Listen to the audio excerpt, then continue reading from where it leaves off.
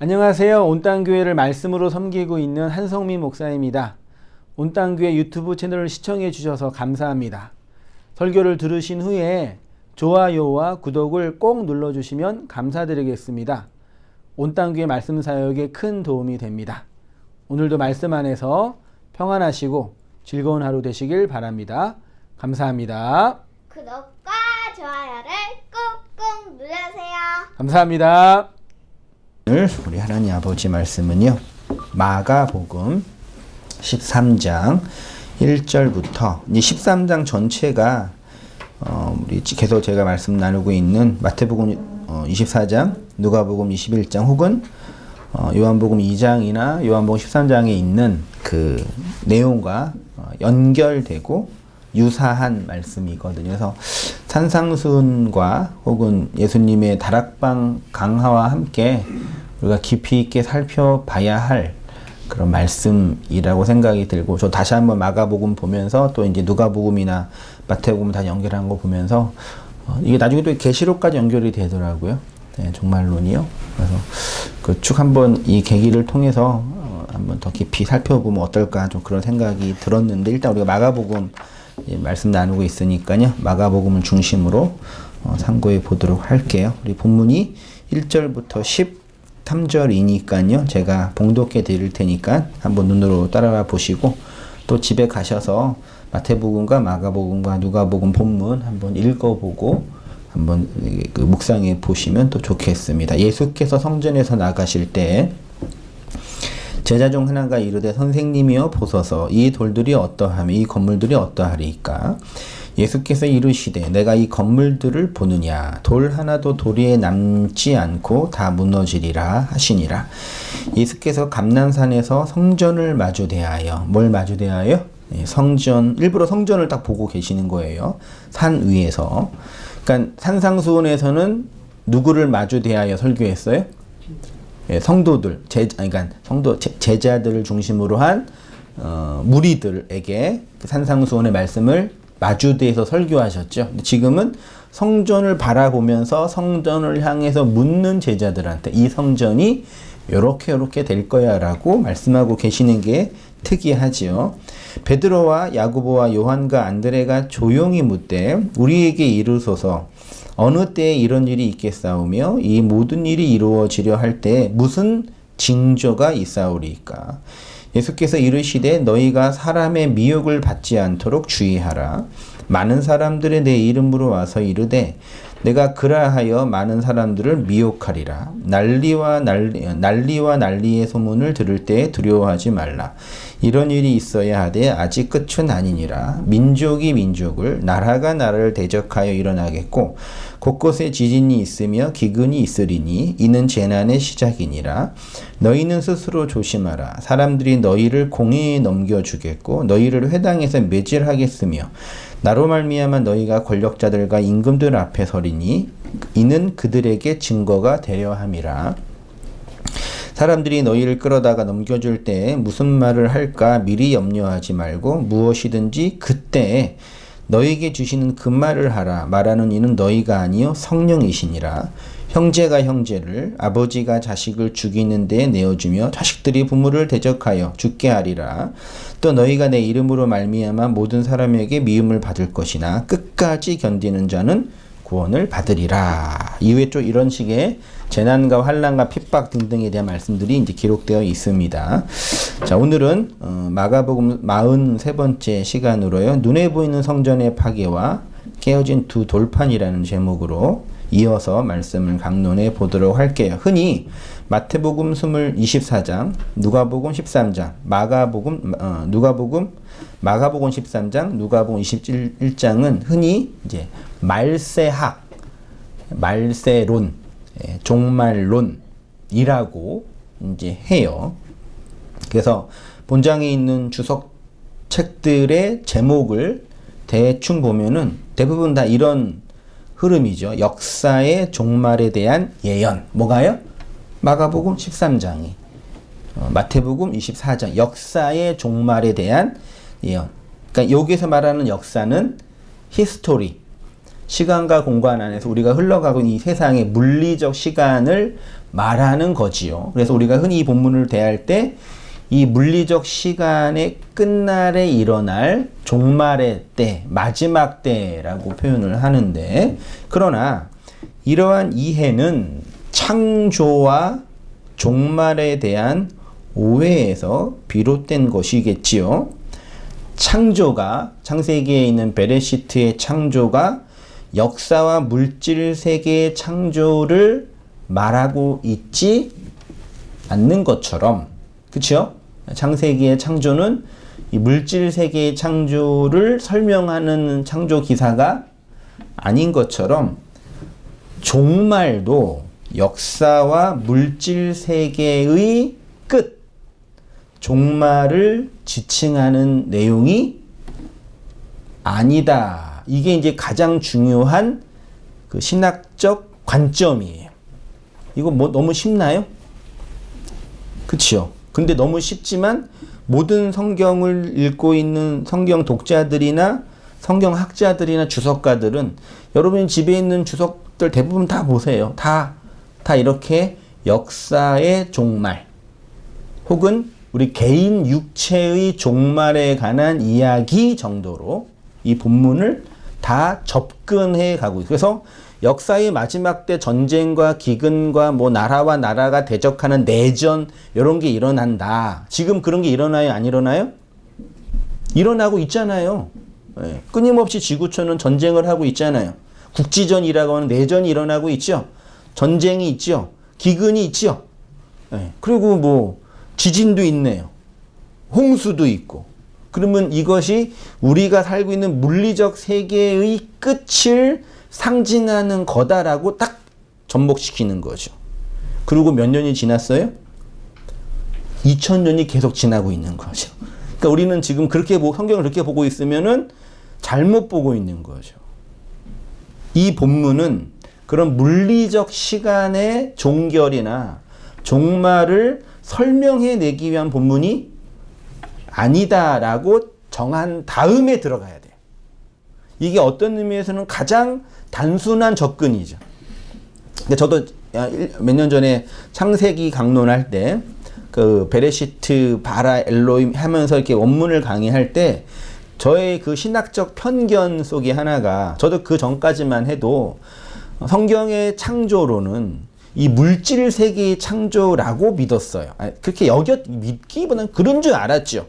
첫째 날을 뭘 창조하고, 달은 몇째 날 창조하고, 별은 몇째 날 창조하고, 사람은 여섯째 날 창조. 이렇게 창조의 어떤 순서는 이 세상이 만들어진 물리적 창조에 관련된 것. 우리는 창조론자란, 창조론을 믿으니까. 그렇죠? 이 세상은 진화론에 의해서, 진화론적인 발전에 의해서 만들어진 게 아니라 하나님의 창조에 의해서 만들어진 세상이니까 창조론을 믿고 있으니까 성경은 그 창조론을 설명하는 거라고 여겨왔죠.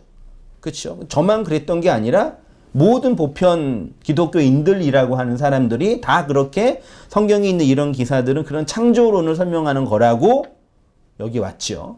그때 본문을 보면서 아닌 것 같다라는 그런 그 신학적 충격이 일어났어요. 이 성경은 이 세상 창조를 설명하는 것 같지가 않네.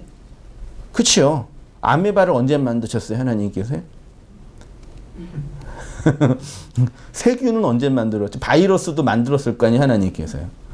이 창조론의 입장에서 본다면은요. 개구리는 언제 만들었죠? 파충류니까 4일째인가요? 5일째인가요? 그 달은. 그렇게 접목했잖아요. 네. 근데 그게 아니다. 그거는 명쾌하게 설명되죠. 교회를 하나님이 그 그리스도라는 하나님의 머리를 통해서 창조할 것을 언약하고 약속한 말씀인 거죠. 그렇게 쭉 창세기를 다시 훑어보면서 교회에 관한 이야기를 쭉 했던 것처럼 이 종말론이라고 지칭하는 이 본문도 결국은 그것과 함께 교회인 말씀을 받은 교회에게 일어난, 율법이라는 밖의 말씀을 받은 교회에게 일어난 이 우리 안에서 경험되어지는 이 신앙의 내용들에 대한 여러 문학적, 상징적 표현이라는 얘기죠. 그 관점으로 쭉 읽다 보면은요, 맞아요. 진리의 말씀을 받으면 우리 안에 뭐가 일어나요? 말씀으로 말미암는 환난, 핍박이 일어나죠. 나의 옛 자를, 율법의 자를 핍박하는 실체는 뭐예요? 하나님의 말씀이잖아요. 그렇죠? 네. 하나님의 말씀에 의해서 내 삶의 근원, 옛 성전에서 희생제사 드리고 있는 나의 삶의 근원이 흔들리죠. 그게 지진이잖아요. 그렇게 하나하나 접목해 가면은 뭐 다 완벽하게 본문의 의미가 그렇다라고는 명확하게 그 원뜻이라고 하는 것들을 설명해낼 수는 없지만 그렇게 보면은 맞다, 내 안에서, 성도 안에서 경험되어지긴 하나님의 말씀이다, 그렇게 딱 보고 접근해 가면은 게임 끝 설교 끝인 거죠. 그렇게 한번 또 천천히 보세요. 그러면 우리 안에서 지금 실제로 경험되어지는 하나님의 나라가 뭔지를 명약관나하게 볼 수 있는 거죠. 우리는 지금 천년왕국을 살고 있잖아요. 하나님의 통치 아래서 하나님의 나라를 살고 있잖아요. 그 실체가 뭔지를 모르니까 자꾸 미래적 어떤 일어날 일 혹은 내 밖에서 일어난 어떤 사건 정도로만 하나님의 말씀을 강론해 버리니까 자꾸 하나님이 내 밖에 있는 어떤 일, 어떤 비전, 그 소망 이렇게 돼버리는 거죠. 그래서 그날을 기다리는 그런 사람들이 되는 거죠. 아무튼 뭐 창조가 역사와 물질 세계의 창조를 말하지 않는 것처럼 종말도 역사와 물질 세계의 종말을 설명하는 게 아니다라는 얘기입니다. 사람들이 이러한 성경 해석의 입장에서 묵시적 전환으로 성경을 읽어내지 못한다면 성경의 내용은 모두 자신들의 존재와 삶의 뭐의 이야기요? 밖의 이야기로만 있는, 이게 되게 큰 죄예요. 네. 죄는 이것뿐이 없어요. 이 죄에서 돌이켜 어디로 들어와요? 안으로 들어오는 거예요. 성전 밖에서 돌이켜 성전 안으로 들어오는 거예요. 그게 언약궤 안에 있는 하나님 지성소의 은총이잖아요. 그렇게 되면 하나님의 은혜와 그리스도는 언제나 자신들 존재와 상태 밖에서 일어나는 어떤 사건일 수밖에 없는 것입니다. 성경은 이러한 자들을 뭐라 그런다고요? 이방인, 그냥 나그네가 아니라 하나님의 은혜와 은총에서 제외된, 유기된, 소외된 자들이라고 하는 거죠. 에베소 2장 11절 이하입니다. 그러므로 생각하라. 너희는 그때 육체로는 이방인이요 손으로는 육체에 행한 할례를 받은 무리라 칭하는 자들로부터 할례를 받지 않는 무리라 칭하는 받는 자들이라. 그때 너희는 그리스도 밖에 있었고 이스라엘 나라 밖의 사람이라. 약속의 언약에 대해서는 외인 이방인이요 세상에서는 소망이 없고 하나님도 없는 자이더니 이제는 전에 멀리 있던 너희가 그리스도 예수 안에서 그리스도의 피로 말미암아 가까워졌느니라. 밖에 있다가 안으로 들어온 거죠. 그러면 하나님이란 존재가 내 밖에 있다가 내 안으로 들어오는 거네요. 그렇죠? 네, 간단 명료하죠. 창조가 그리스도의 몸된 교회를 세우는 것의 시작이라고 한다면 종말은 그 교회를 향한 구원의 완성을 지칭하는 겁니다. 그래서 공관복음서에서 종말론 강화라고 지칭하는 제목들은 모두 감난산 강화라고 하는 게 적절하다고 생각이 들어요. 왜냐하면 종말론 하면 벌써 세대주의적 관점의 성경을 보기 때문에 미래에 일어날, 앞으로 일어날 어떤 사건 정도로만 보죠. 이게 사실 한국교회 신학, 전 세계 이 가톨릭도 마찬가지예요. 신학의 전천년주의와 세대주의가 이게 어떤 대세가 됐거든요. 이게 사실은 우리의 간단명료한 말씀 생활에 큰 걸림돌이 되고 있는 것 같아요. 이 한 부분만 정리가 딱 되면은 성경과 역사와 우리의 삶을 해석하는데 매우 간단 명료할 거라는 생각이 들어요. 그렇죠? 여러분은 다 돌아섰죠? 세대주의자 아니시죠? 전천년주의자 아니시죠? 신학적으로 표현하면은. 공관복음서에서 마태오복음 24장, 마가복음 13장, 누가복음 21장에서 감람산 강화가 있고 그 결론이 요한복음 13장에 이거 흔히 뭐라 그래요? 다락방 강화라고. 예수님이 제자들 발 씻고 시켰을 때부터 이제 이제 말씀을 쭉 하시는 거거든요. 그러니까 요한복음이 되게 그 공간복음을 해석하는 열쇠예요, 사실은요. 성경을 보니까요. 있고 있어요. 나중에 또 이제 그 기회 되면 또 찬찬히 연결해서 하고요. 공간복음의 예루살렘 성전에 대한 파괴, 오늘 본문 나누었던 이 본문이 요한복음 2장에 좀 더 자세히 설명되어 있다는 거 알고 계시죠? 그 마가복음 13장 1절 다시 볼게요.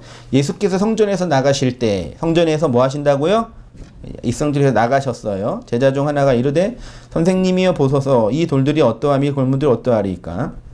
예수께서 이르시되 내가 이 큰 건물들을 보느냐 돌 하나도 도리에 남지 않고 다 무너뜨려지니라. 지난주 했었는데요. 요게에서의 돌 있죠?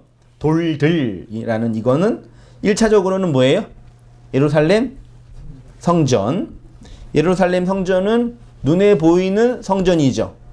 그거를 눈에 보이는 그 성전은 흔히 무슨 성전이라 그래요? 이들 입장에서는 헤롯 성전이라 그랬죠. 그러니까 예루살렘 성전은 되게 포괄적인 의미입니다. 그 예루살렘 성전 안에는 모세의 성막도 있고 솔로몬 성전도 있고 스룹바벨 성전도 있는 거예요. 헤롯 성전도 있는 거예요. 그 통전적인 의미예요. 근데 지금 그거는 헤롯 성전이죠. 헤롯이 지은 성전. 눈에 보이는 성전이죠. 그거는 결국은 뭘 상징해요? 율법. 이 아래에 하나님이 차서와 순서로 준 말씀들을 상징하는 거죠. 그러니까 눈에 보이는 그 성전은 내용으로 보면 뭐예요? 율법이에요. 그리고 이 돌들의 파괴는, 이 돌들이 무너진다 그랬잖아요. 파괴는 눈에 보이는 성전의 뭐예요? 파괴죠. 그렇죠. 실제로 눈에 보이는 성전은 파괴됐죠. 됐잖아요.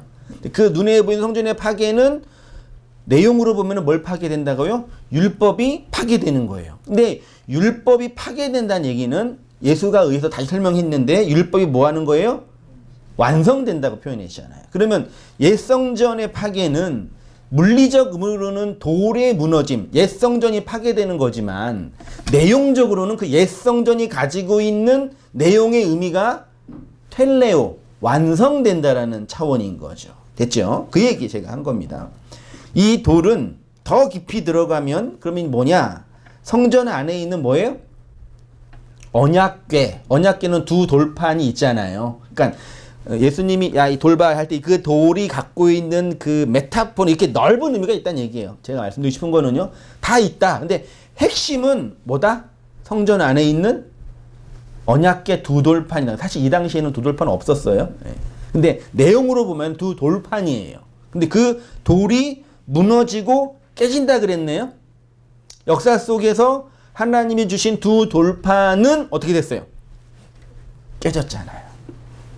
그러니까 돌 위에 돌 하나도 남겨지지 않는다라는 것은 역사적으로 예루살렘 성전이 파괴된다는 것 정도의 물리적 의미의 AD 70년에 티토스에 의해서 무너지는 그 성전 정도를 의미하는 게 아니라 그것도 어마어마한 일인데요. 정도가 아니라 그 안에 있는 내용이 뭐냐? 구약의 핵심인 두 돌판이 깨진다는 의미예요.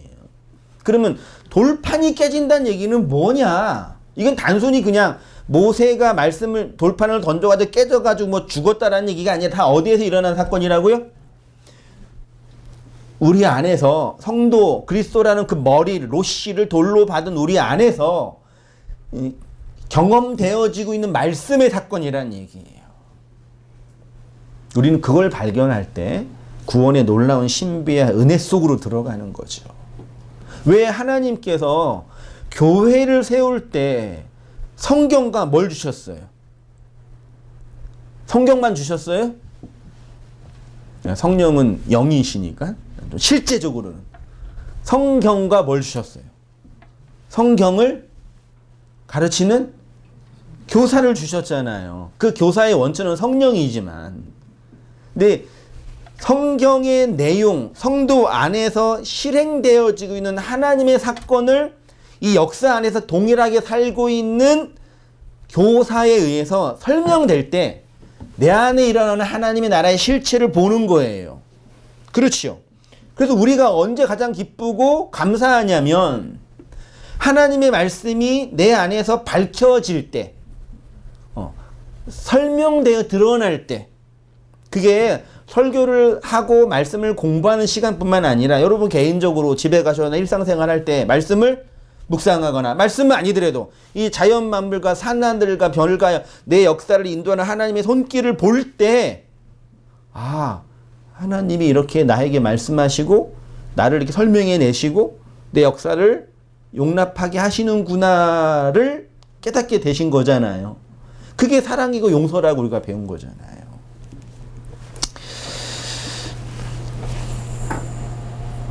두 돌판 얘기 해야 되겠네요. 출애굽기 32장 15절이죠. 모세가 돌이켜 산에서 내려오는데 두 증거판이 그의 손에 있고 그 판의 양면 이쪽 저쪽에 글자가 있으니 그 판은 하나님이 만드신 것이요 글자는 하나님이 쓰셔서 판에 새기신 것이라. 여호수아가 백성들의 요란한 소리를 듣고 모세에게 말하되 진중에서 싸우는 소리가 나나이다. 모세가 이르되 이는 승전가도 아니요 패하여 부르짖는 소리도 아니니라. 내가 듣기에는 노래하는 소리로다 하고 진에 가까이 이르러 그 송아지와 그 춤추는 것들을 보고 크게 노하여 손으로 그 판들을 산 어디로? 아래로. 그럼 모세가 지금 어디에 있어요?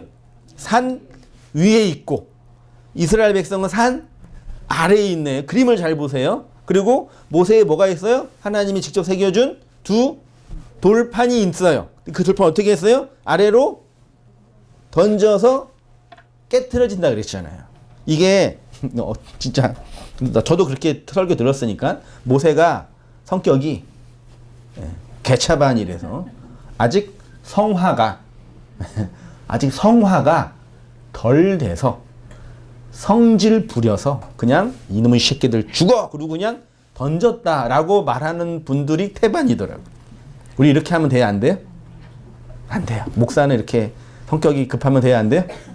성질 부리면 돼요? 안 돼요? 안 돼요. 그런 식의 아주 현실적인 적용을 하시고 저도 그래서 나중에 이제 모세가 죽기 직전이나 이게 나이 더 들어서는 되게 성숙해졌다 이렇게 표현을 하게 하는데 그런 걸 성경이 말하는 건 당연히 아니겠죠. 이건 다 의도된 말씀이에요. 그림 보세요. 그림. 모세가 산 위에. 하나님의 말씀은 어디서 떨어져요? 눈을 들어 어딜 봐야 돼요? 산. 그 산이 좋아서가 아니라 그 산에서 율법, 하나님의 말씀이 던져지니까. 그럼 산 아래에 있는 나는 그 말씀을 받는 거네요. 근데 여기에 아주 아름다운 그림이라고 하긴 좀 그렇지만 아주 놀라운 구원의 그 과정과 메커니즘, 우리 안에서 이렇게 발생되고 나타나고 있는 구원의 그 내용들이 설명되어 있는 거죠. 한번 생각해 보십시오. 산 아래서 우상을 만들어 숭배하고 있는 이스라엘 백성을 향해서 모세가 하나님이 직접 기록하신 두 돌판을 던진 이유가 무엇이겠습니까? 감정적으로 성질이 나서 던진 것이 아니지요. 이 장면은 하나님의 말씀은 산 위에서 산 아래에 있는 우리에게 뭐 하는 거라고요? 떨어지는 거예요. 근데 산 아래에 있는 자들이 떨어지는 그 율법을 통해서 어떤 자들로 드러나요? 폭로돼요? 우상을 숭배하는 자들로 드러나는 거예요. 그러니까 이스라엘 백성이 산 아래서 금송아지를 만들어 숭배를 했는데 그거는 정확하게 뭘 지칭하는 거예요? 자신들을 애굽에서 이끌어내준 여호와 하나님입니다 라고 지칭한 거예요. 그러면 이들은 누구를 섬기고 있는 거예요? 하나님을 섬기고 있는 거예요. 이거를 그냥 단순히 이교를 섬긴다든지 이방인을 섬기는 나쁜 종교 행위를 했다라고 보면 안 돼요. 이들은 우리처럼 동일하게 그들의 진실한 마음을 걸고 누구를 섬긴 거예요? 하나님을 섬긴 거라니까요. 이들의 하나님, 자기의 하나님, 자기가 알고 있고 상정하고 그렇거니 했던 그 하나님을 진심 어리게 뭘로 만들었어요? 자기의 금은보화 다 빼가지고 녹여서 만들었잖아요. 그러니까 이들의 하나님을 섬긴 거라니까요. 됐죠? 근데 산에서 돌에 기록된 말씀이 떨어지니까 어떤 게 들통나냐면 내가 진심 어리게 성실하게 섬기고 있는 이 하나님이 그 말씀에 의해서 재해석돼서 보니까 우상이라고 들통나는 거예요. 그럼 보세요. 어떤 사람도 산에서 떨어지는 말씀이 아니고서는 자신이 우상을 숭배하는 자라는 걸 알아요, 몰라요? 몰라요. 성경에서 우상 숭배는 이거예요. 그냥 그거는 다른 종교를 믿는 사람, 그냥 이 교도예요. 그냥 다른 자신들이 우리가 생각하는 교리 밖의 그걸 믿는 사람들이니까요. 그들이 그렇게 믿는 거나 어떤 이들이 교회에 와서 자신들이 하나님께 숭배하는 거는 내용적으로는 뭐예요? 똑같은 거라니까요. 근데 어떤 이들은 말씀이 떨어져서 내가 우상을 숭배하라는 자라는 게 자기 안에서, 그러니까 폭로된다는 얘기는 자기 안에서 확 드러나는 거예요. 그렇죠? 그래서 우리 신앙 경험의 본질, 핵심 중에 하나가 이거잖아요. 내가 그동안 무슨 일 했다? 어떤 장로님의, 지난주였나? 장로님의 표현들은 뻘짓을 했다. 그렇게, 무슨 세상에 뻘짓이란 단어가 비속어인가? 좋은 의미는 아니에요. 근데 쓸데없는 일을 했다라고 표현을 하시더라고요. 근데 사실 세상에 쓸데없는 일은 없죠. 그러니까 안 거죠. 내가 그동안 진심 어리게 하나님을 섬긴다고 섬겼는데 그게 우상이었다라는 게 산에서 떨어지는 깨트려진 말씀을 통해서 알게 됐다라는 놀라운 신앙의 고백인 거죠.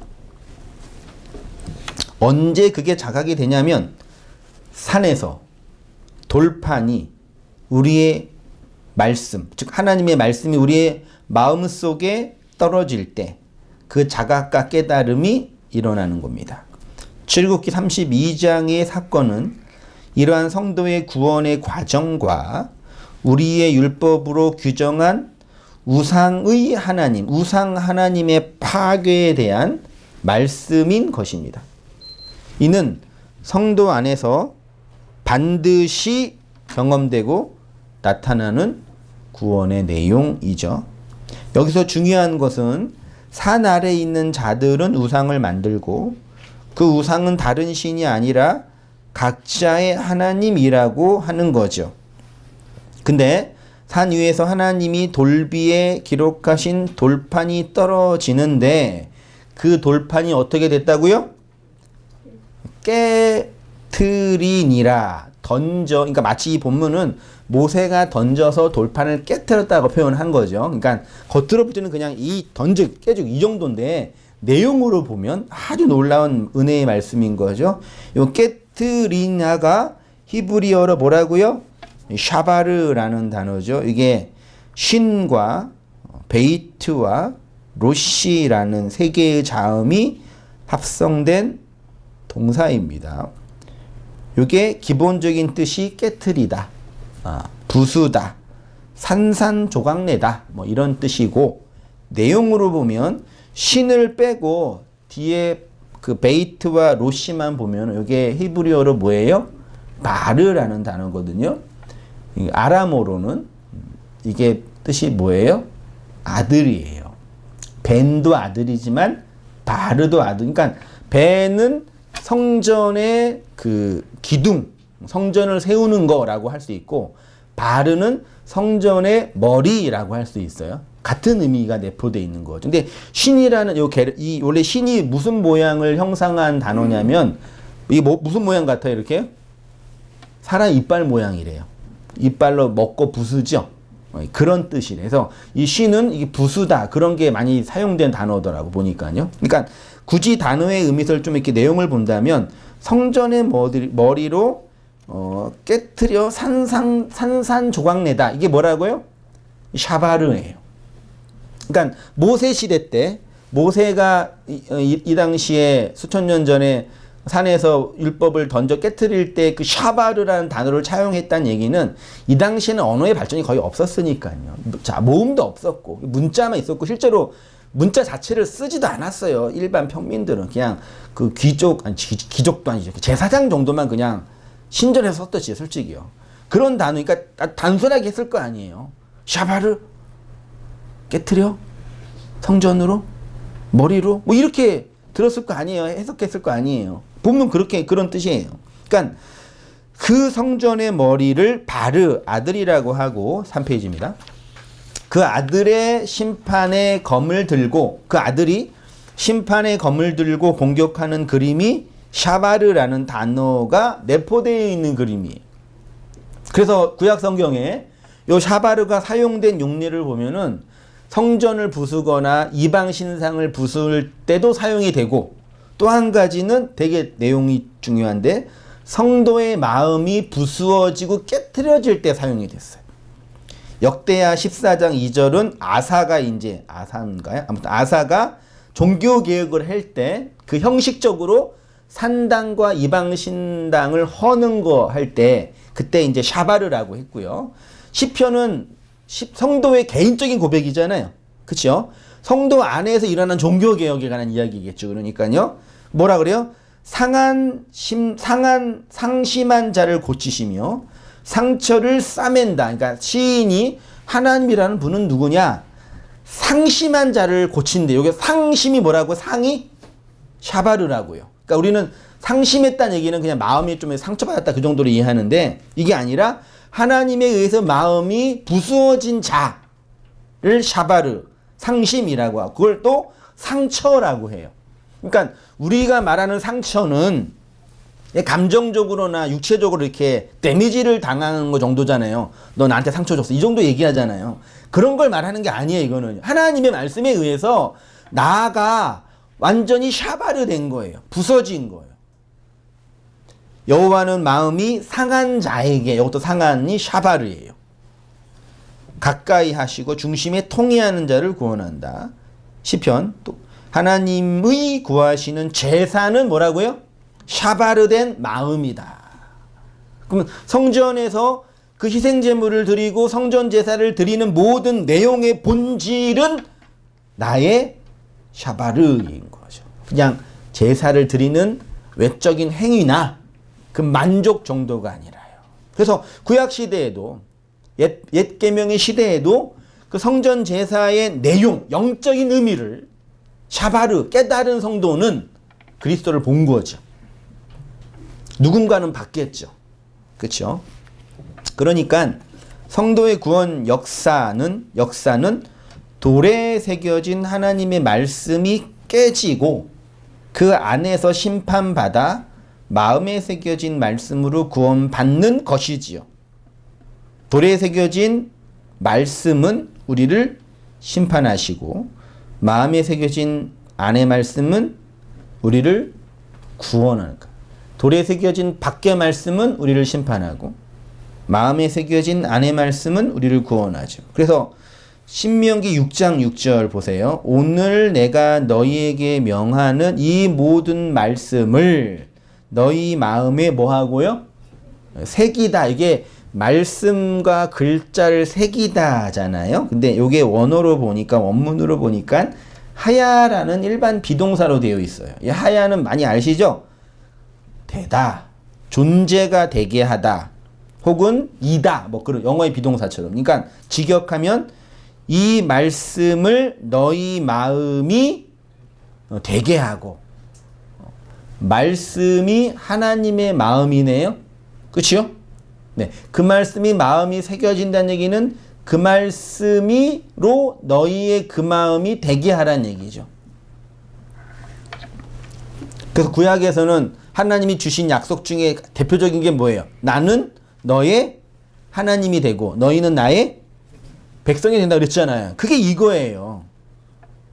나는 너희의 하나님이 되리라.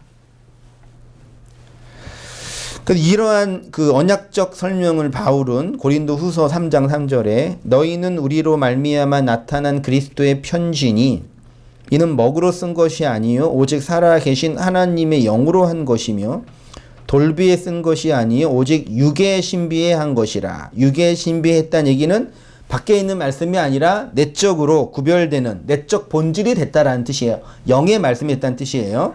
우리가 그리스도로 말미암아 하나님을 향하여 이같이 확신하느니 저희가 또 우리로 그게 새 언약의 일꾼이라 그런 거죠. 되기에 만족해 하셨으니 요 의문이 뭐예요? 그냥 그라포라는 단어인데 그냥 그 글자예요. 글자, 문자. 네. 문자는 뭐예요? 죽이는 거라 그러죠. 의문은 이걸 왜 의문으로 번역했는지 모르겠는데 의문이라는 단어 뜻 자체를 뭐죠? 이거는 안 봐서 모르겠는데 이거 한자인가? 이 의문은 그냥 문자예요. 그러니까 해석되지 않는 문자. 그래서 의문이라 그랬던 것 같네요. 네. 설명되지 않은 문자. 네. 밖에 기록된 문자예요. 그러니까 여러분 말씀이 해석되지 않고 문자로 기록되는 게 그냥 밖에 말이거든요. 그럼 해석된다는 얘기는 뭐예요? 그냥 잘 듣고 뭔지 깨달았다, 알았다 그런 게 아니라 그 밖에 있는 말씀이 샤바르를 통하여 깨어진 나에게 들어온 말씀이 되는 거예요. 그 마음에 새겨진 그 말씀이 샤바르 되는 걸 해석된다라고 하는 거라니까요. 말씀을 해석한다 혹은 강론한다는 얘기는 엄밀한 의미에서 여러분이 우리가 말씀의 주체가 돼서 그 말씀을 이거는 본문이 뭐고 문법적으로 이런 거고 내용적으로 이런 뜻이고 원어는 이거니까 이런 뜻이야가 아니에요. 사실은요. 그렇죠? 말씀이 나를 깨트리는 거예요. 그게 해석이에요. 쉽게 말씀드리면. 네, 그게 뭐 무투의 뭐 죽음이라고 다르게 표현도 했었고 옛날에.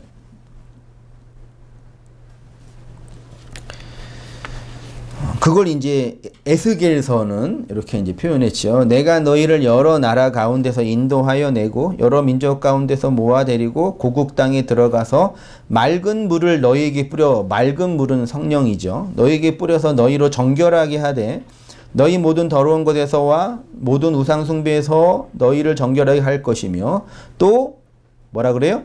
새 영이에요. 너희 마음 속에 두고 새 마음을 너희에게 주되 너희 육신에서 굳은 마음을 제하고 부드러운 마음을 줄 것이며 또 내 영을 너희 속에 두어 너희로 내 윤례를 행하게 하리니 너희가 내 규례를 지켜 행할지니라. 내가 너희 조상들에게 준 땅에서 너희가 거주하면서 내 백성이 되고 나는 너희의 하나님이 되리라. 이게 하나님 밖에 있는 말이 샤바르 된 내용을 통해서 우리 안에 주어진 거죠. 그게 성전에 깨트려짐, 눈에 보이는 성전, 그 내용으로 갖고 있는 언약의 깨어짐으로 경험되어지는 우리의 구원의 내용이죠. 그래서 요한복음을 다시 보세요. 정확하게 설명이 되는 거죠. 예수께서 대답하여 이르시되 너희가 이 성전을 뭐하래요? 헐라 사흘 동안 일으키리라. 유대인들이 이르되 이 성전은 46년 동안 지었거늘 내가 3일 동안 일으키겠느냐. 그러나 예수는 성전된 자기 뭐요? 그러면 성전은 옛 성전이고 그거는 예루살렘의 성전이고 그거는 모세의 성막이면서 솔로몬의 성전이면서 스룹바벨 성전이면서 회 성전이기도 하지만 결국 그거는 뭐라고요? 예수라는 그러니까 육으로 온 예수예요. 그렇죠? 육으로 온 예수는 반드시 뭐 해져야 돼요? 네, 헐려져야 돼요. 죽어야 돼요. 그게 결국은 뭐예요? 스타우로스인 거죠. 십자가. 그렇죠? 네. 공간복음이 말하는 돌은 넓게 보면 눈에 보이는 성전을 가리키지요. 그런데 이 성전의 내용은 결국은 지성소 안에 있는 언약궤 두 돌판이고 이 성전을 요한복음은 예수님의 뭐라 그런다고요? 이게 되게 예수님의 육이라는 육. 이 역사 안에 육을 가지고 오신 그 예수예요. 그게 성전인 거네요. 그러니까 그 전까지는 보이는 성전, 그림의 성전이었다면 이 예수는 이제 뭐예요, 이제요? 말을 해버리네요. 그 예수의 말을 못 알아먹으면 그 성전이 갖고 있는 내용이 뭔지 모르는 게 예수님 이 땅에 오셔가지고 자기의 성전된 걸 계속 얘기했는데 그 자기 성전된 것에 얘기한 것의 핵심은 야 내가 성전이야. 그러니까 나를 뭐해? 잘 섬겨. 봉양해. 그럼 내가 복 줄게. 그러셨어요? 단 한 번도 안 그러셨어요. 예수님은요. 근데 한 번도 그러지 않는 그 예수를 기독교인들이라고 하는 인간들이 뭐 하고 있는 거예요? 예수가 했던 말과는 정반대의 일을 하고 있는 거예요. 잘 섬겨야 돼. 누구를? 예수를. 근데 예수님은 나 섬기지 마. 내 육체는 반드시 샤바르 돼야 돼. 헐려져야 돼. 그런 거예요. 그 실제로 헐려졌잖아요. 스타우로스에서.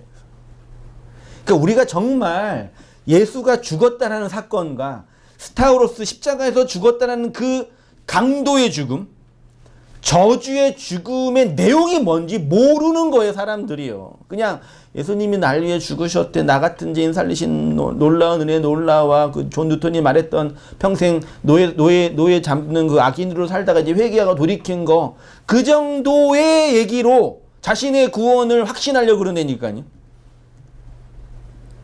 물론 노예 상인이 그 노예 상인을 버리고 자기를 그 일을 회개하고 새 사람이 됐다. 그 자체는 뭐 나쁜 일은 아니겠죠. 예.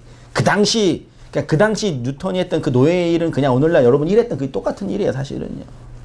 돈 잘 되는 일, 예. 돈 벌기 좋은 부가가치 높은 일. 그런 일 정도였어요. 윤리적으로 봐더라도요, 그 당시에는. 우리 입장에서 나쁜 일이지, 그 당시에는 그냥 일반적인 일이었다니까요.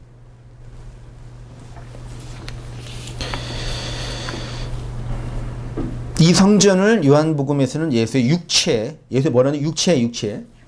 예수님이 성전 정화를 요한복음 2장에서 했어요. 다 헐었죠. 다 채찍으로 다 쫓아내고 그랬죠. 하니까 유대인들이 예수를 이제 비난하죠. 그러니까 예수님이 이 성전을 헐라 사흘 동안 일으키리라 그랬죠. 유대인들이 곧바로 이 성전을 46년 동안 지었는데 어떻게 3일 동안 일으키겠느냐라고 반문을 했네요. 예수님이 사흘 동안 일으키겠다는 말씀은 물리적 개념이 아니죠. 당시의 기술로도 허는 것도 불가능했지만 짓는 것은 더 불가능한 일이었겠죠. 요거는 다른 일이다. 이게 3일 동안 사흘 동안 일으키리란 얘기를 이게 예수의 죽음으로 완성된다라는 말씀이란 건 알고 있잖아요. 우리가 대부분요. 그 정도는 자세히 보세요. 사흘 동안이라는 부분을 원문으로 보면은 카이 뜻이 뭐예요? 그리고 엔 안에 트레이스 3 헤메라 날 요거를 사흘 동안이란 전체는 있지도 않아요, 사실은. 직역하면 카이는 그리고니까 빼고, 예. N은 전치사로는 뭐예요? 어디 아니에요. 이 N이 구약의 히브리어로 가면 뭐예요? 이 쉬운 단어잖아요. 베이트잖아요. 베이트는 뭐예요? 아까 로시 바를 할 때 그 베이트 기억나시죠? 그거는 전치사로는 어디 아니고 명사로는 뭐예요? 집. 구약시대의 집은 성전이에요, 성전. 그러니까 집은 다 성전이에요, 구약에는요. 성전. 그래서 N은 명사로 보면 성전이 되는 거죠. 트레이스는 3이에요. 셋. 3일길 할 때, 3일 만에 할 때, 그 3, 셋. 3위일체 할 때, 셋. 헤메라는 뭐예요?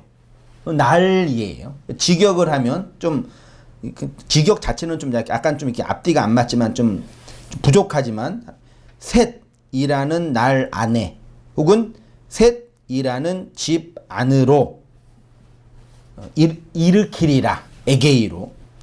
다시 보면은 3의 성전의 날. 이거를 그래서 어떤 목사님은 세 번째 성전으로 에게이로 일으키리라 표현했어요. 그러니까 성전이 있는데 앞에 뭐가 있다고요? 뒤에 트레이스 3이 있어요. 그러니까 3성전. 온 땅 뒤에 성전 몇 개 있어요? 2개 있잖아요. 영등포 성전, 노원 성전. 그 교회 영업적으로 하면 그렇게 얘기하잖아요. 일반적으로 지금도 그렇게 하잖아요. 그러니까 그 물리적이 아니라 첫 번째 성전, 두 번째 성전, 세 번째 성전, 삼성전. 그렇죠? 첫 번째 성전은 눈에 보이는 이 세상의 성전, 그러니까 예루살렘 성전 그거고, 그 내용은 뭐예요? 예수잖아요. 예수 육, 두 번째 성전. 그럼 예수 육이 그 성전관계 무너지면은 몇 번째 성전? 세 번째 성전으로 에게이로 부활하리라. 그럼 예수가 죽고 부활한 세 번째 성전은 예수의 부활체가 아니라 예수의 머리로 연합된 뭐예요? 교회라는 이 공동체를 세 번째 삼성전이라고 하는 거예요. 그럼 요한복음 2장의 이 말씀을 정확하게 아주 간단하게 말하면, 아주 쉽게 말하면 이거지요.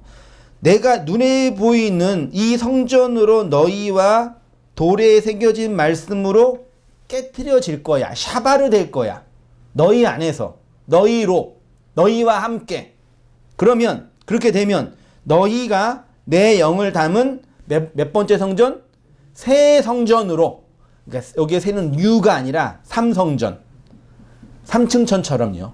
세 번째 성전으로 에게이로 일어나게 될 거야 라는 말씀인 거죠. 정확히 성도의 율법 안에서, 성도의 죽음과 영 안에서 거듭나는 그 구원의 역사를 말하는 거죠. 우리가 이렇게 하나님의 성전, 하나님의 나라, 천년 왕국의 때를 살아내고 있는 거예요. 이 이야기 나중에 요한 1, 2, 3서에서는 좀 간단하게 설명이 되고, 계시록에 가면 아주 놀라운 그림으로 설명되죠. 막 하늘에 누가 백마 탄 자가 와서 청생말이랑 뭐 깜장말인가 막 싸우고 말씀을 주고 막 터뜨리고 그러잖아요. 그거 다 이 이야기예요. 재난 때 일어나는, 말세에 일어나는, 말세가 뭐예요? 성도 안에서 일어나는 이 말씀의 사건들을 이렇게, 그러니까 성경에 있는 이러한 사건들, 우리 밖에는 다양한 이렇게 영화 같은 그림이거든, 사실은요. 우리가 지금 영화를 보고 있는 거예요. 아주 재미있는 영화를 설명해 주는 거인데, 이걸 다 보면서 우리가 어떤 결론을 내야 돼요? 요 밖에 있는 이 놀라운 이 영화의 사건들, 이 판타지 같은 이 사건이 지금 다 내 안에서 하나님의 말씀에 의해서 실현되고 있는 사건이라는 걸 연결해야 돼요. 그렇지 않으면 하나님의 말씀과 나는 상관없는 자. 아니, 말씀과 상관이 없는 거라니까, 그거는요. 진리와 상관이 없는 거예요. 영과 상관이 없어요. 그냥 이 세상에서 하나의 육체로 살다가 이것저것 하고 돈도 많이 벌든지 성공을 하든지 행복하게 하다가 사라지는 먼지, 티끌인 거죠. 이렇게 예수라는 육체의 성전이 파괴된 사건이 바로 십자가입니다. 십자가는 어떤 죽음을 내표하고 있는지 알고 계시죠? 그 죽음은 고결하고 성결하고 의로운 죽음이 아니에요. 그쵸? 십자가의 죽음은 육체적으로는 가장 극악한 고통을 당하여 죽는 거. 그래서 십자가 형틀에 죽는 사람은 금방 안 죽었대요. 기본이 일주일 달렸대요. 기본이. 네, 그럼 일주일 달린 동안 뭐 새가 와가지고 눈알 파먹고 탈수로. 그러니까 인간이 정신이 있는 동안 느끼는 모든 고통을 다 느끼고 그 고통을 느낄 수 없는 육체가 될 때 죽는 거래요. 얼마나 끔찍한 형틀이에요. 그 기록에 의하면요. 육체적으로는 그런 고통이었죠. 육체적으로 그런 고통이란 얘기는 정도가 아니라 내용적으로 보면은 가장 불명예스러운 죽음이에요. 십자가에 달려 죽을 때 예수님은 누구랑 달려 죽었어요? 강도들, 도적들과 함께 죽었어요. 그래서 성경에는 우편 강도, 좌편 강도 있죠. 그러니까 예수님 좌우에 강도가 있다는 얘기는 예수가 뭐란 얘기예요? 강도란 얘기예요. 그러니까 이 율법의 세상에서 육체의 눈으로 예수 십자가 진 예수를 딱 볼 때는 그건 뭐예요? 강도예요.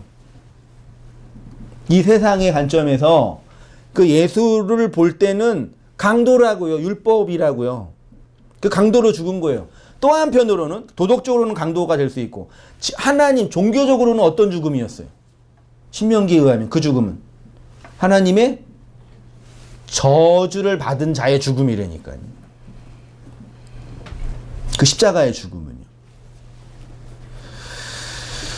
그러니까 육체의 눈으로 볼 때 십자가는 인간이 당하는 가장 저주스러운 죽음인 거죠.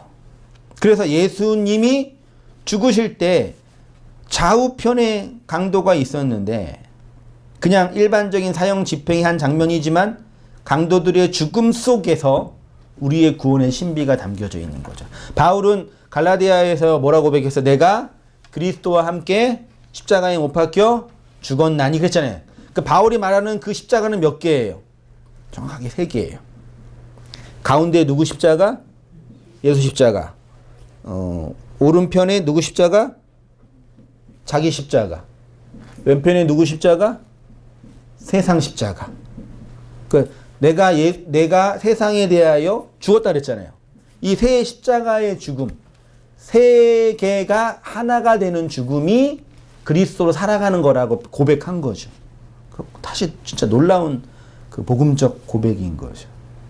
그러면 그 바울이 그렇게 했다면 그 십자가, 세 십자가의 사건 속에는 결국 누가 있는 거예요? 우리가 있는 거죠. 내가 있는 거죠. 그러면 이렇게 쉽게 좌우편 강도 중에 누가 구원받았어요? 네? 우편? 좌편 아닌가요? 누가 한 명 구원받았잖아요. 그렇죠? 누가? 성경은 왼쪽은 나쁜 거, 오른쪽은 좋은 거거든요. 왼손잡이 앞단 얘기가 아니라 오른쪽은 진리의 편이고 왼쪽은 반진리, 비진리 편이잖아요. 그래서 성경에는 복음서에는 누가 구원받았다고 얘기는 안 하지만 아마 오른편에 있는 사람, 그 오른쪽에는 양이고 왼쪽은 염소니까 오른편에 있는 자가 사실 그건 중요하지 않죠. 오른편에 있는 자가 십자가에 달릴 때 왼편에 있는 자는 네가 신이라며 뭐 살려내 그렇게 비난했잖아요. 오른편에 있는 자가 그러지 마라 그러고 우리는 죄 때문에 그러지만 우리는 내 죄 때문에 달렸지만 예수는 그거 아니다. 그리고 부탁할 때 뭐래요? 당신의 나라가 임할 때 나 좀 기억해 달라. 그래서 오른편에 있는 자가 왼편에 있는 자가 오른편으로 넘어가는 모양이 된 거죠. 우리는 다 왼편에 있는 자로 폭로됐는데 거기에서 그리스도의 은혜로 오른편의 사람이 되는 거죠. 그래서 오른편의 자가 된다고 표현하는 거죠. 그게 이제 강도와 함께 죽은 예수의 죽음인 거죠. 자, 복음서에서 누가 구원받았는지는 말하지는 않지만 우편 강도가 나중에 당신의 나라가 임할 때 자신을 기억해 달라고 부탁한 것으로 보여지겠죠. 아무튼 이 세상의 가치 판단으로 볼 때 이 세상의 가치 판단의 관점에서 볼 때 예수는 누구예요? 저주받은 자, 하나님의 저주를 받은 자, 이 세상의 강도예요. 눈에 보이는 육체 예수는 도둑놈이에요. 예수의 죽음은 강도로 상징되는 우리의 옛 자아의 죽음을 담고 있는 거죠. 내가 하나님을 뭐한 자예요? 강탈했잖아요. 하나님의 능력을 강탈하고 싶잖아요. 솔직히 톡 까놓고 하나님보다 힘이 세면 뭐 하고 싶으세요?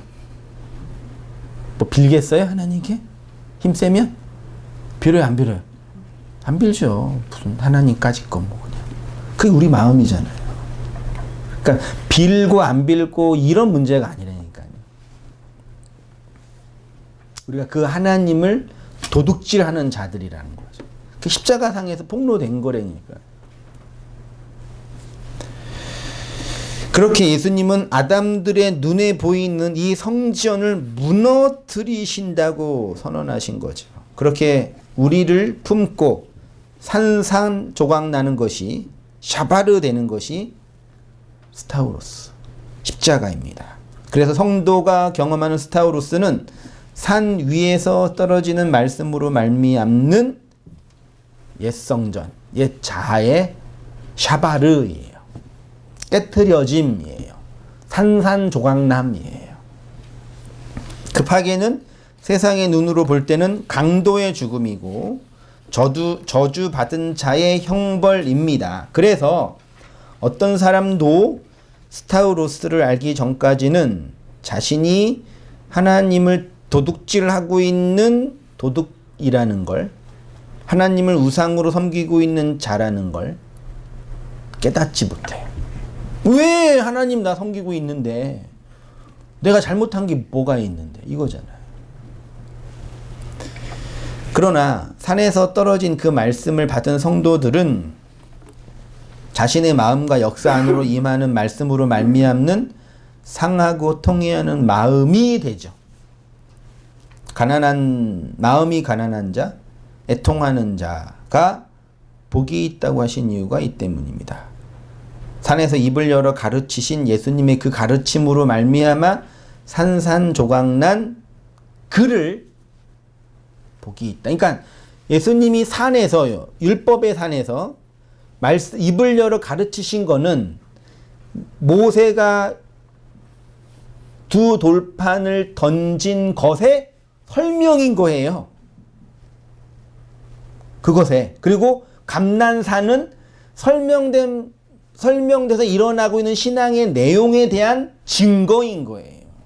그래서 이 관점으로 이제 누가복음 24장이나 21장이나 마태복음 24장이나 같은 소위 종말론 강화를 쭉 보세요. 처처의 기근과 지진과 그리스도라가 하여튼 다양한 그 환난과 그 고통의 날들이 다 말씀 안에서 일어나고 있는 이 천년의 왕국을 하나님의 나라를 살고 있는 성도 안에서 일어나는 하나님의 은총의 사건이라는 게 고백되어진다니까요.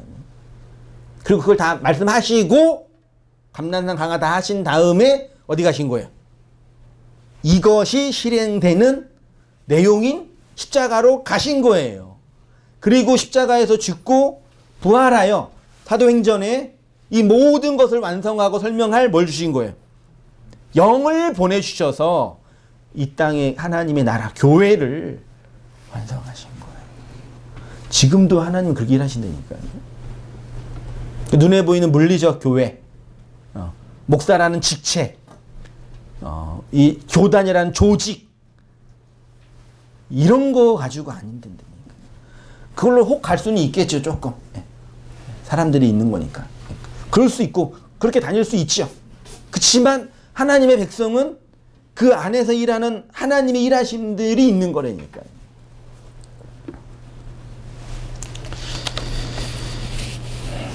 그래서 그런 자를 성경이 뭐 마음이 상한 자, 통회하는 자, 팔복에서 얘기했죠. 죽은 자, 깨달은 자, 온전하게 된 자, 정결하게 된 자 등등의 이 땅에 있는 윤리적 표현으로 한 것뿐인 거죠. 그래서 팔복은 산에서 떨어진 말씀을 받은 성도의 내면 안에서 일어나는 하나님 나라의 현실을 선언하는 것입니다. 그러나 눈에 보이는 성전이 돌 하나도 도리에 남지 않고 다 무너지게 될 때 그 성전 안에서 열심히 하나님을 우상으로 섬기는 자들에게는 종말이 시작되고 재난과 환난의 시작인 거죠. 그래서 사람들은 3절부터 재난의 징조, 가장 큰 환난, 종말의 날, 예루살렘 성전의 멸망의 날 등등으로 보는 거죠. 근데 3절 다시 보세요. 마지막 읽고 다음 주 이어서 할게요. 예수께서 감람산에서 성전을 마주대에 앉으셨을 때에 베드로와 야고보와 요한과 안드레가 제자예요. 조용히 묻되 4절 뭐라고 시작해요? 우리에게 이건 어떻게 이 해석이 틀린 해석은 아니지만 어떤 느낌이에요? 일반적으로 볼 때 예수님 당신 다 알잖아요. 종말의 때에 환난과 재난이 있다고 하셨잖아요. 그게 뭐예요? 그렇게 얘기한 거 좀 들리죠? 우리한테 말씀해 주세요. 우리가 열심히 쫓아다니고 있는데 말씀해 주세요 그러잖아요. 근데 내용을 보면은 이게 우리 안으로 역격으로 되어 있거든요. 우리 속으로 이 사건을 설명해 주세요. 우리 속으로요. 그 재난의 징조나 환란의 때나 종말의 때나 휴거의 재림의 때나 이것을 정보나 지식으로 깨닫게 한 게 아니라 내 안에서 설명해 주세요. 그리고 그거를 이제 요한이 나중에 이제 1, 2, 3, 4와 계시록에 가서 자세히 설명하죠. 그래서 이렇게 한번 보고 한글 성경만 보고 이 본문을 이 종말장을 흔히 보고 계시록의 뒤에 이제 일곱인이 떼지는 사건들을 보면은 다 미래에 있을 어떤 사건들이 아니라 지금 성도 안에서 가나안 영적 전쟁이 실행되고 하나님의 나라에 의해서 통치받고 있고 하나님께 끌려가는 성도 안에서 일어나고 있는 놀라운 신앙의 내용들을 그렇게 상징적인 언어로 표현하는 거죠. 그거를 서기관의 붓들이 신학적인 편견으로 철학적인 관점으로 이렇게 설명하면서 이거는 뭐다, 이거는 뭐다, 이거는 뭐다. 그래서 성경 한글을 설명하기 위해서 온 세상의 지구의 전책이 필요하게 된 거죠. 하나님은 그럴 의도가 없으셨는데. 네.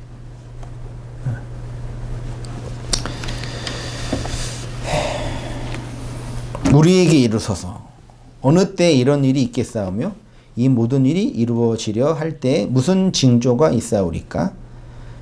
그 5절에 예수께서 이르시되 너희가 뭐래요? 말이 안 맞잖아요. 설명해 주세요 그러는데 먼저 설명한 게 뭐예요? 너희는 지금 미혹되고 있어. 그 얘기하는 거죠. 다음에 이어서 말씀 나누도록 하겠습니다. 기도하겠습니다. 하나님 아버지 눈에 보이는 성전이 갖고 있는 내용과 의미에 대해서 말씀 살피고 나누었습니다. 우리에게 일어나고 있는 하나님의 나라의 실체들, 은혜의 증거들을 보게 하시고 그 안에서 하나님이 일하시고 섬기시고 말씀하고 있음을 선포하고 고백할 뿐만 아니라 그 일들로 말미암아 감사하고 찬송하는 우리의 모든 삶들 되어지도록 주님 인도하여 주시옵소서.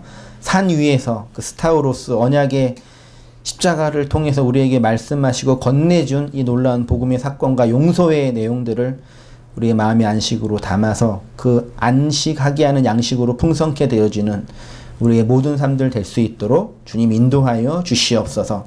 계속적인 질병의 상태로 말미암아 우리가 자주 모이지 못하고 여러 가지 심리적으로나 환경적으로 어려운 형편에 놓이고 있지만 잘 견디고 참고 인내하면서 하나님이 섬기시고 인도하시는 손길들을 보게 하시고 또 그 안에서 우리에게 비밀스럽게 말씀하시고 양식을 건네주시는 하나님으로 말미암아 풍성케 되어지는 우리의 모든 삶들 될 수 있도록 주님 인도하여 주시옵소서. 이제는 우리 주 예수 그리스도의 은혜와 하나님 아버지의 크신 사랑과 성령의 교통하심이 사랑하는 모든 성도님들의 삶 속에 지금부터 영원까지 함께 있을지어다.